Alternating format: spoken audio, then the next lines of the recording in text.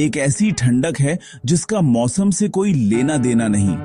एक ऐसी खामोशी जो चीखती है। हॉस्टल के रूम नंबर 113 में कदम रखो और आपको वो तुरंत महसूस होगी। ऊपर से देखने में ये बस एक और स्टूडेंट का रूम है। एक आधी पढ़ी हुई किताब, एक जलता हुआ लैपटॉप, एक करीने से लगा हुआ बिस्तर। लेकिन खामोशी दम घोंटने वाली है, सवालों और गैर मौजूदगी से भारी। हर चीज, कॉफी मग, किताबें, तहके हुए कपड़े, उस लड़के का नाम फुसफुसाती है जो चला गया है, रोहन। वो होशियार था, एम्बिशियस था, और फिर एक शाम वो बस गायब हो गया। कोई केओस नहीं, कोई स्ट्रगल नहीं, बस एक खालीपन जहां जिंदगी हुआ करती थी।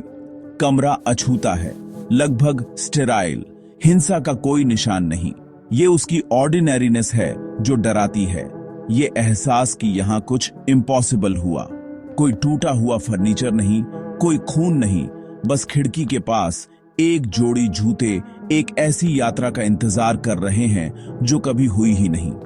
ऐसा लगता है जैसे किसी दूसरी जगह का दरवाजा एक सेकंड के लिए खुला, उसे अंदर खींच लिया और हमेशा के लिए बंद हो गया। रूम 113 अब गैर मौजूदगी का एक स्मारक है, एक चिलिंग एम्प्टीनेस जो बनी हुई है। खामोशी ही उस रात जो हुआ उसकी इकलौती गवाह है। ये कोई टूटा फूटा हॉस्टल नहीं था, ये नॉर्थ कैंपस था। सिक्योरिटी और प्रेस्टीज का एक किला, ऊंची दीवारें, बार्ब्ड वायर, एक सिंगल गार्डेड एंट्रेंस और सख्त नियमों ने भागना लगभग इम्पॉसिबल बना दिया था। वार्डन मिस्टर शर्मा जगह को मिलिट्री प्रिसीजन से चलाते थे। हर एंट्री और एग्जिट लॉग होती थी। मेन गेट ठीक रात 10 बजे बंद हो जाता था। रोहन शाम 7 बजे अंदर आया था। वो कभी बाहर नहीं गया। एडमिनिस्ट्रेशन हैरान था। अगर कोई यहां से गायब हो सकता है तो क्या कोई सच में सुरक्षित था? उन्होंने लॉग्स चेक किए, गार्ड से पूछताछ की और हर कदम को दोबारा देखा। रोहन के बाहर जाने का कोई रिकॉर्ड नहीं। उसे हॉस्टल की दीवारों के अंदर से बस मिटा दिया गया था। कॉलेज ने पैनिक को रोकने की कोशिश की, लेकिन नुकसान हो चुका था। किले को अंदर से भेद दिया गया था, जिससे एक डार्क सीक्रेट सामने आ गया। रूम 113 कैंपस के दिल में एक ब्लैक होल बन गया। रोहन को आखिरी बार उसके रूममेट समीर ने देखा था। यह एक सामान्य मंगलवार था। डिनर, म्यूजिक, रोहन अपने लैपटॉप पर, समीर पढ़ रहा था। लगभग 9:30 बजे रोहन ने अपना लैपटॉप बंद किया और कहा, नहीं यार, बस अभी आया, मैं अभी वापस आऊंगा। वह ताजी हवा के लिए खिड़की पर गया, एक नाइटली हैबिट। समीर ने मुश्किल से ही ध्यान दिया, अपनी किताब में खोया हुआ था। 15 मिनट बाद रोहन चला गया था। समीर ने सोचा कि वो कॉमन रूम या किसी दोस्त के यहां गया होगा, लेकिन कॉल का जवाब नहीं मिला। रोहन का फोन कभी बंद नहीं हुआ। समीर ने हॉस्टल में ढूंढा, रोहन का कोई निशान नहीं। जैसे जैसे घंटे बीतते गए, एंग्जाइटी पैनिक में बदल गई। खिड़की थोड़ी खुली थी, कमरा खाली था, खामोशी पहले से कहीं ज्यादा भारी थी। बस अभी आया गूंज रहा था, अब एक सिनिस्टर प्रॉमिस। आधी रात तक समीर ने सुपरवाइजर को अलर्ट किया। रोहन बिना किसी निशान के गायब हो गया था। एक सामान्य रात एक नाइटमेयर बन गई थी। रूम 113 की खिड़की मिस्ट्री का दिल है। लोहे की सलाखें, 5 इंच की दूरी पर, कोई रास्ता नहीं, एक बच्चे के लिए भी नहीं। कमरा तीसरी मंजिल पर है, नीचे जमीन तक 40 फुट की ऊंचाई है। कोई लेज नहीं, कोई एस्केप राउट नहीं। खिड़की थोड़ी खुली थी, अछूती, सलाखें अनडिस्टर्ब्ड थीं। गिरने का कोई निशान नहीं, कोई बॉडी नहीं, नीचे कुछ भी डिस्टर्ब नहीं था। इकलौता सुराख रोहन के जूते खिड़की के पास करीने से रखे हुए। एक इम्पॉसिबल एस्केप से पहले उन्हें क्यों हटाया? ये रिचुअलिस्टिक लगा, एक अंतिम इनएक्सप्लिकेबल एक्ट। जूते एक साइलेंट मैसेज बन गए। रोहन का आखिरी बचा हुआ हिस्सा इम्पॉसिबल हो चुका था और कोई नहीं बता सकता था कि कैसे। पुलिस को यकीन था कि वे इसे जल्दी सुलझा लेंगे। फोरेंसिक्स को केवल रोहन और समीर के फिंगरप्रिंट्स मिले, किसी तीसरे व्यक्ति का कोई सबूत नहीं। कमरा अननेचुरली साफ था। सीसीटीवी में रोहन शाम 7:03 पर अंदर आते हुए दिखा, अपने कमरे की ओर चलते हुए। फिर कुछ नहीं, कोई कॉरिडोर से बाहर नहीं निकला। रोहन फिर कभी नहीं दिखा। समीर की कहानी कभी नहीं बदली। हर कमरा तलाशा गया, हर थियरी जांची गई, कोई निशान नहीं।